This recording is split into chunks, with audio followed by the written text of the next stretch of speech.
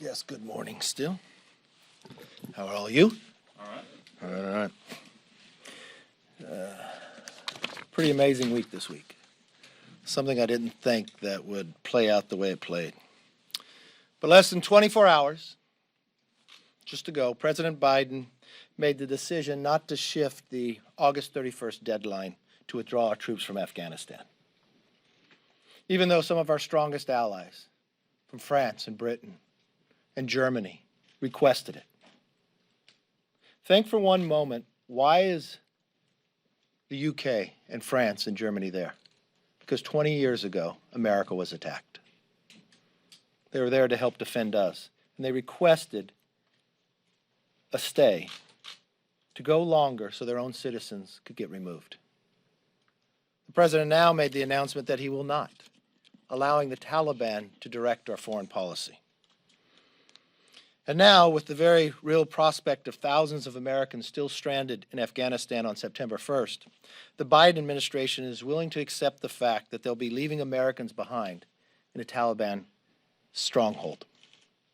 The president's misguided decisions run the risk of creating the largest international hostage situation we have ever faced as a nation.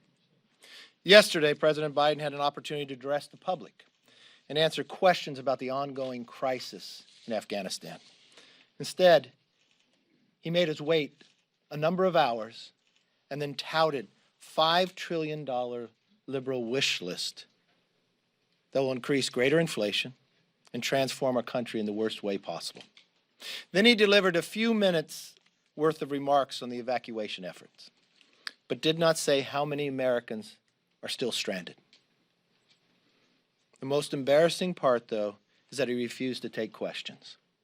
And he turned his back and walked away, an image that has come to define him and his presidency. He turned his back on our own citizens stranded in Afghanistan. He turned our back on our allies and partners. He has turned his back on his duties as a commander-in-chief. We have a Democrat majority that is following the same path. Speaker Pelosi called an emergency session just this week. We weren't the only country to do so. In the UK, they called the Parliament back. But the difference in the UK, their focus was on their citizens in Afghanistan and getting them out. Pelosi worked late into the night while we were here, but nothing to do with Afghanistan.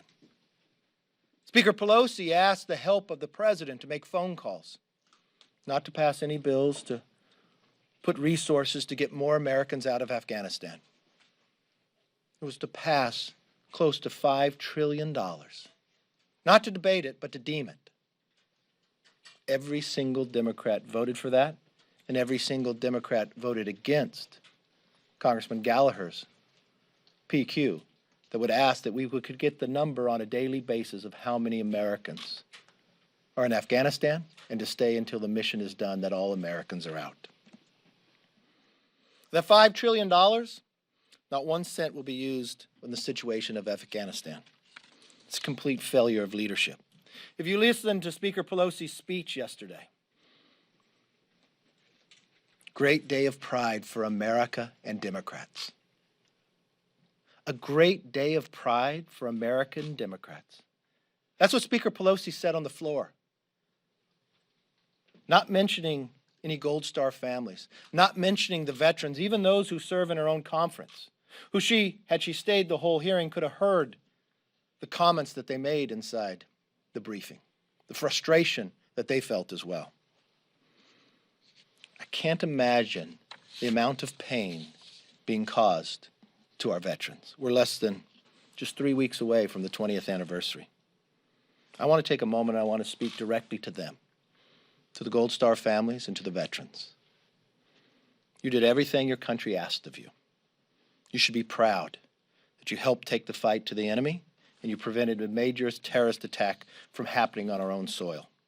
For those veterans who understandably need some extra support during this time, know that you are not alone. Please do not hesitate to reach out for help. Contact for the Veterans Crisis Line, call 1-800-273-8255. That's 1-800-273-8255. Or text 838 255. And the website is veteranscrisisline.net. We are grateful for your service, and we'll never forget the sacrifices each and every one who've made. You deserve a government who will not stop until all Americans are out of Afghanistan. We will continue to hold them accountable, and that is what our mission is. I know there's been a great deal amount of mistakes in one of the greatest tragedies this country has seen on a foreign policy level. Right now, our whole focus should be just getting Americans out, but there has to be accountability in the future, that this mistake can never happen again. There's many places we'll have to look, not just from the State Department, to the intel, to the decisions that are being made, but even in Congress itself. This Democrat majority and Adam Schiff shifted the entire Intel Committee to be one of impeachment and political. What did we miss?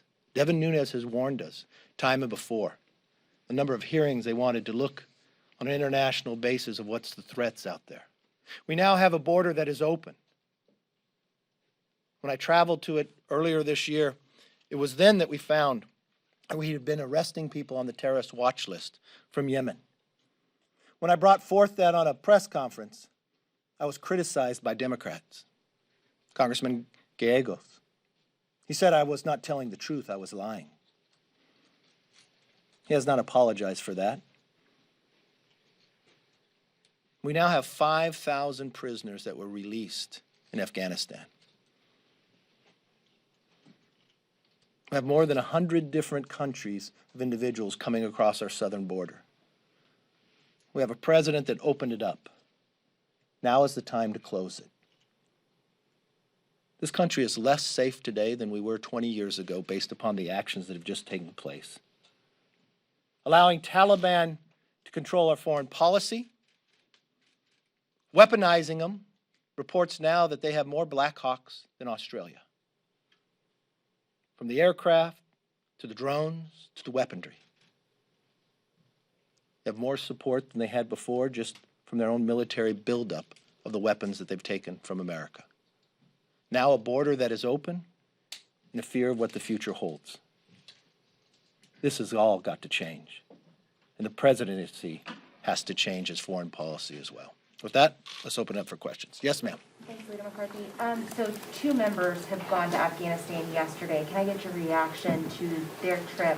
What are you advising members who are interested in going to Afghanistan and neighboring countries at this time? Not to go. We need the military's all their effort used on bringing people back home. These are 2 individuals who I didn't know transpired that they went until after they were there. They're both veterans. They're both frustrated. They have an administration that won't tell them the answers to how many Americans are left, or those Afghans that actually probably worked with them and helped them. They feel frustrated. They come back in a special session and no time is spent. Yesterday we were allowed 90 minutes to have a briefing.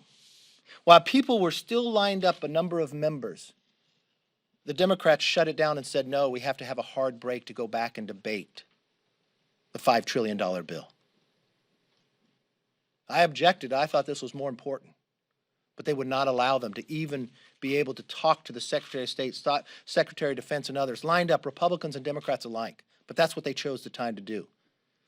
So yes, it's not the best idea to go there, but I understand their frustration by the lack of any answers from this administration, from a speaker who spends late into the night, you all covered it, into her office. Not one moment of that time was spent on getting Americans home from Afghanistan. What did you think those Americans were doing late at night trying to find a path to get to that airport? That the president told them it was safe to go, but now we're finding they were beaten. Not one moment was spent on it. Not $1 was passed this time in Congress. $5 trillion, just deemed, not debated. None of that money going to help an American get back. And then they pass a political campaign bill to change election law. They are the most self-serving individuals it showed this week than at any given time. of all weeks of what we should have focused upon. Not any moment of time to do it. So yes, I don't think it's right that they went, but I understand their frustration of why they would want to go, by the lack of answers they were getting, the time they served their nation, the individuals they knew over there, the calls. All members are getting calls of people stuck there. They're frustrated trying to work with the State Department, can't get answers. They realize it's life and death. So yes, they made a decision to try to do something on their own. Are you hearing from members that might be going, and are you hearing from Any member that I've heard that might go, I explained to them that I don't think they should. I think it creates a greater risk. You've got enough Americans over there that could be held hostage. They'd make a point out of a member of Congress. I think you'd take military away from doing their job of getting as many Americans out we can. How many know that they're going to be left? The president now has made the date the 31st. The 31st is when everybody needs to be gone. So they're going to start pulling military out now. We watched what the president told us, that the Taliban would let you go to the airport. The Taliban's now shutting it down. We watched that people aren't being beaten, but that's the report that we're getting. I mean, I watched the president have a press conference and walk away afterwards, and 30 minutes later have a conference call with the Secretary of Defense, Secretary of State, Joint Chiefs, and they contradict what the president just told us. Why wouldn't we spend our time on that while we're in Congress? Why are we departing now? The Speaker has control over that. The same way that she changed the Intel Committee with Adam Schiff to be a political committee instead of looking. We're three co-equal branches. We should have been having hearings on what's going on over there. We should have been able to gather that they would collapse this fast. But Adam Schiff was too focused on impeachment than doing the job he was supposed to do. Yes, sir. Speaker, just to clarify something you said to her real quick before I ask you one other thing. What could the House have passed this week that would have made a material or immediate difference in Afghanistan with the Senate gone until September? You said that the Speaker didn't do anything to set aside money. Shouldn't do anything to set aside time even. Right. What did we... What could you have done this week? You know, the Speaker many times says, you know, your values says a lot about you.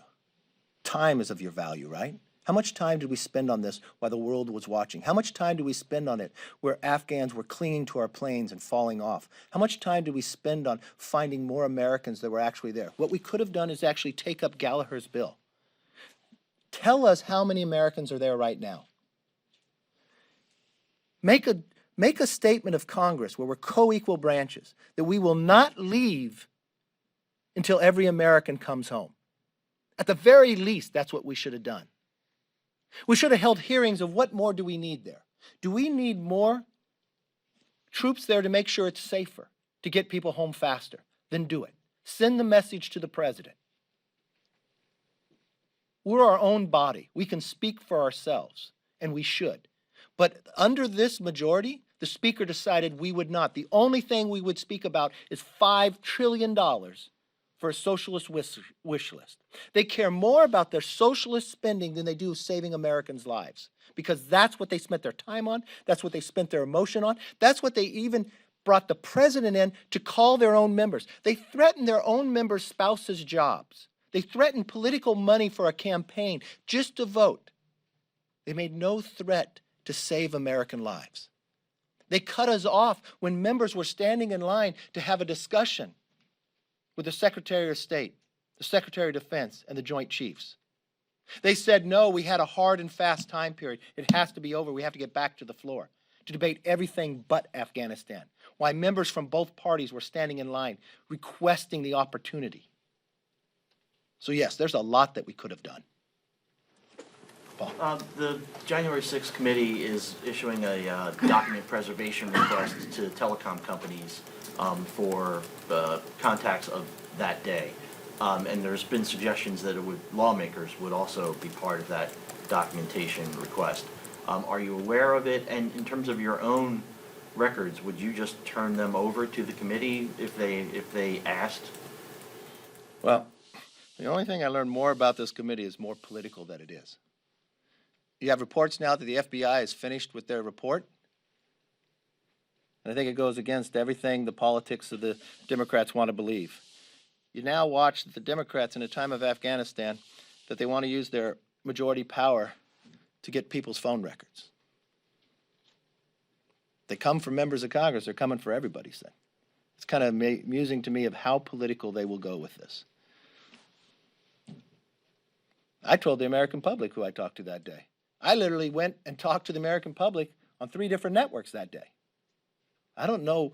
The real question has to be, the other report that came out this week is that the FBI told the Capitol Police beforehand there was a threat. They knew on December 14th there was problems. They had Inspector General reports of the failures of the top leadership in Capitol Police with not allowing them to have the training. They had the Kavanaugh hearings where the lines were broke. You had a chairman of House administration, that is in essence the mayor of this city, that had not been back to the Capitol since early May,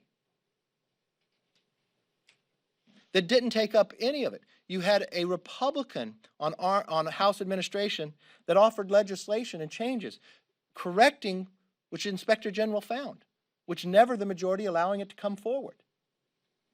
What's interesting to me is this so political of a committee that the Speaker picks and chooses who can be on. The chairman of committee says nothing's off limits but the Speaker. The reports at time and again was the Speaker offered the National Guard and told ahead of time of the warning, but apparently they don't want that information. Yes? On that note, do you think that the Democrats are trying to continue this until the 2022 elections? Listen, if I was the Democrats, I'd stop playing politics and I'd start focusing on what the American people. You've got Americans stranded in Afghanistan. Focus on that. You have the biggest foreign policy failure in pretty much my lifetime. Why wouldn't you have hearings on that? Why wouldn't you put a committee together of that? You got an intel committee chaired by Adam Schiff that spent the time to make it political and now spends its time on the other committee as well. And you watch the failures under his own watch. I think there's a lot of correcting going on that I would focus on that the American people would expect. Yes. You got a bipartisan infrastructure bill that now it sounds like you know when you're gonna have a vote on it. September 27th, I guess, is the day. Have you made a decision one way or the other on if you'll whip members against that or tell your members to vote their conscience on it? Look, I don't support that bill. That bill started out promised to all in America that it'd be paid for. It's not paid for. Are you gonna tell your members to vote against it? Look, our members and I will have a discussion about it, but after this week, it doesn't seem like it's an infrastructure bill. The progressives now told us it's going to be a $5 trillion bill. You can't have one without the other. It's viewed much different to me than what it was viewed a week ago. Well, you're definitely And I gonna was have opposed one to on it. that day. Well, we'll see where it goes, but I don't expect Republicans thinking they're going to vote for a $5 trillion bill. It sounds like you are for, excuse me, leaving some sort of troop presence in Afghanistan if you were in charge. Yes. And what would that look like, and what would their mission be, and how long would you anticipate? Well, the first thing you'd want to have not done is give Bagram Air Base up. That's where the prisoners were as well. You had 2 runways, not one. You had an outsert that you would have another ability to move people out. For the last year, we had a small number of troops, less than that we have today there, and you didn't for 18 months have 1 casualty. You had those who were Christians, those who had helped us in Afghanistan, not being beaten or beheaded.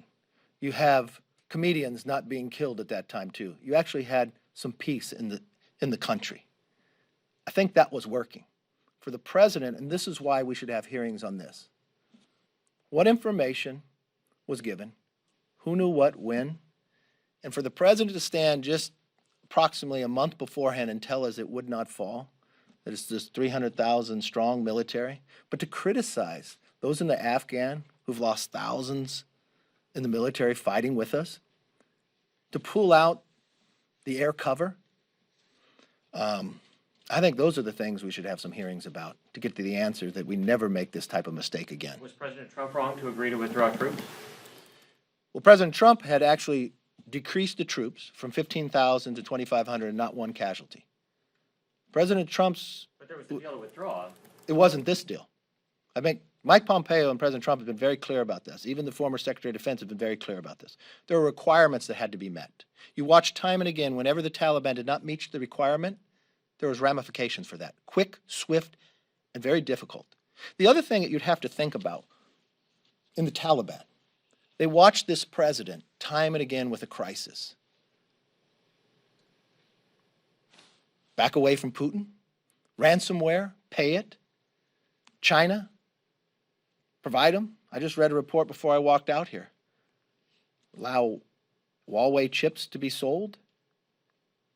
The idea that Russia could have their pipeline, but America cannot. I felt they think they were more emboldened. And as they moved city to city, I know for a fact that President Trump wouldn't allow that. That didn't meet the requirements. And for the President Biden to sit back in an interview and say nothing went wrong, that's a telltale line. And that you plan for every scenario, well, whoever started planning this should have stopped when the scenario started. Lives are going to be lost. The president has now ruined our reputation on the world stage, not for a week, but for decades to come. Our own allies are criticizing us. Our own allies who are sitting there defending us because America was attacked, asking us to extend the deadline so they can get their own citizens home, not for any other reason. And the allies that we have fought for years together, he said no and yes to the Taliban. So no, none of that would have happened under a different administration. And yes, that was a failure. One of the biggest failures I watched from a foreign policy in my lifetime. And it's going to do a lot of damage to us. Not just in a short run, but a long run. What does China believe now about Taiwan? What does Russia think about the Baltics or the Eastern Europe? And not only when you talk, Jake, about the base, think of the location of where it is.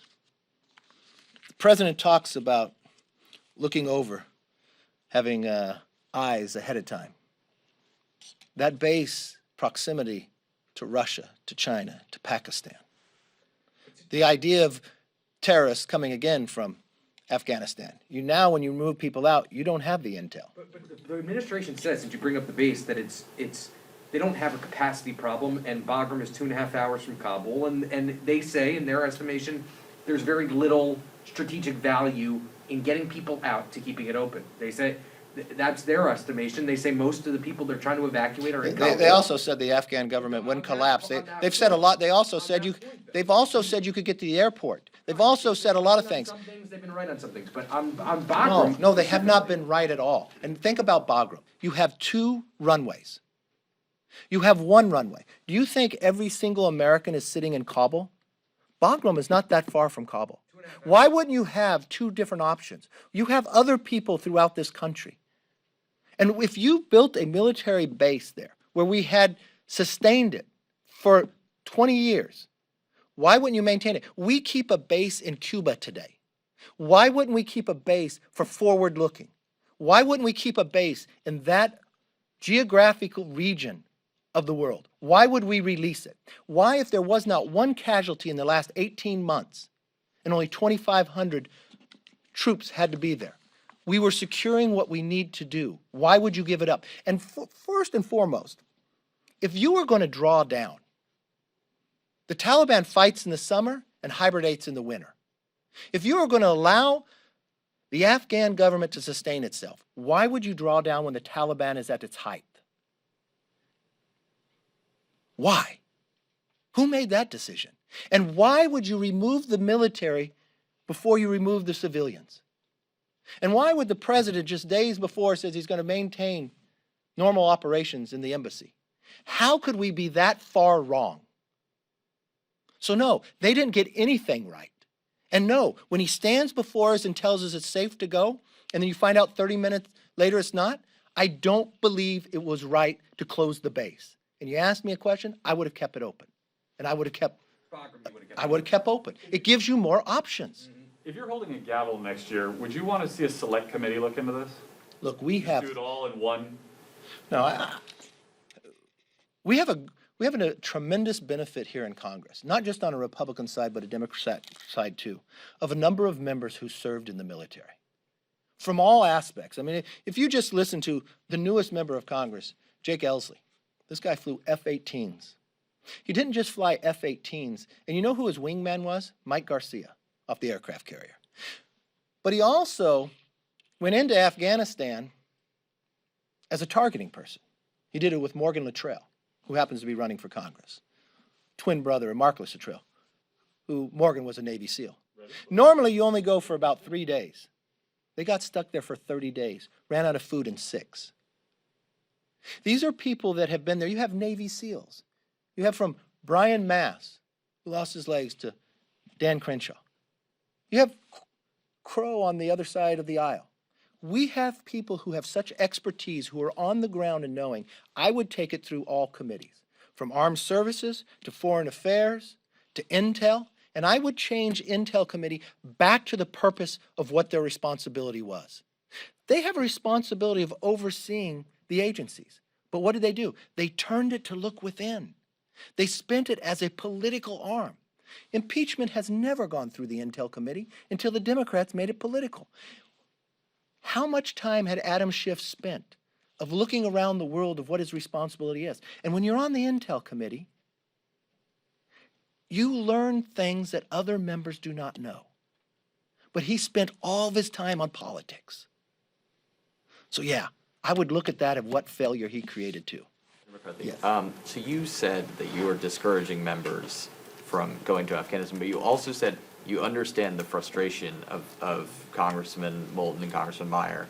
That is part of the justification that they are giving, that they're frustrated with the inability to conduct oversight from over here with the shaky intelligence.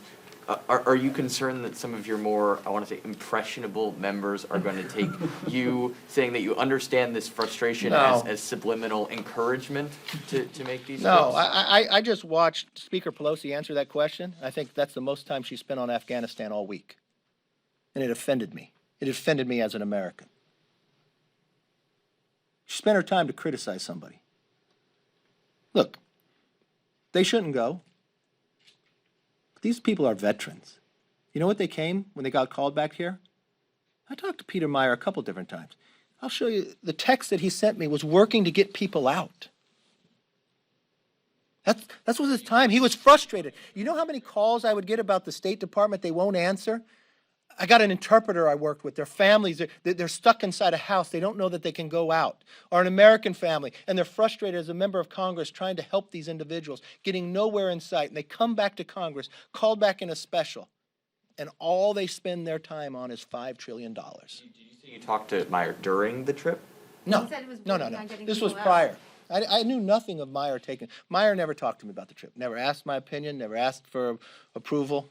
Have you talked Is to he him gonna face since? No, I discipline have for not. not getting approval before he went?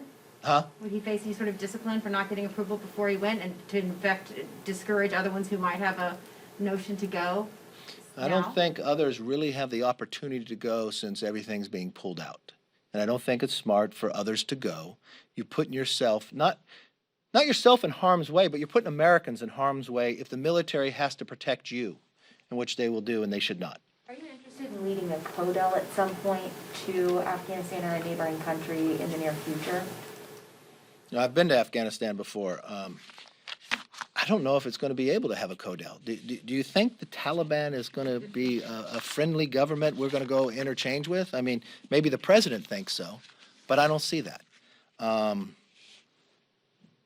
I think what we're going to have to spend some time on now is things that we didn't have to spend time before. We're going to have to reassure our allies that we'll still keep our word. A number of our allies, and from ambassadors and leaders I've spoken to, question what America will do in the future. You watch our allies try to build a bigger relationship with China now, or with Russia, because they kept their words. Whereas we just had a president go against everything that America has stood for in the past. Made a decision, won't answer questions. We even have reports that Boris Johnson, the Prime Minister of the UK, had to wait 36 hours to get a return phone call as Afghanistan was collapsing. Can you imagine that?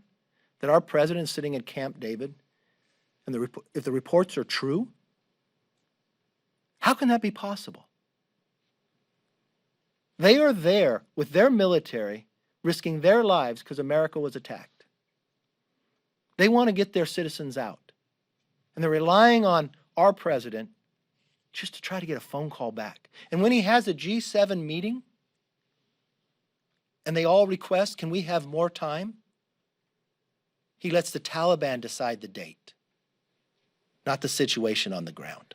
One more question, sir. Yes. On the refugees, the Afghan refugees, I mean, do you have a view on what's going on, how the administration's handling it? And Yeah, I'm concerned because reports I'm told, those who were early at the airport were not our interpreters who worked with us and others. The individuals that are leaving Afghanistan that are Afghan need to go to a third country and they have to be screened. We need to keep our word, but our word was, from a standpoint, I will tell you, from a ISIS, from Al Qaeda, and from a Taliban point of view, do you think they'll take advantage of this situation?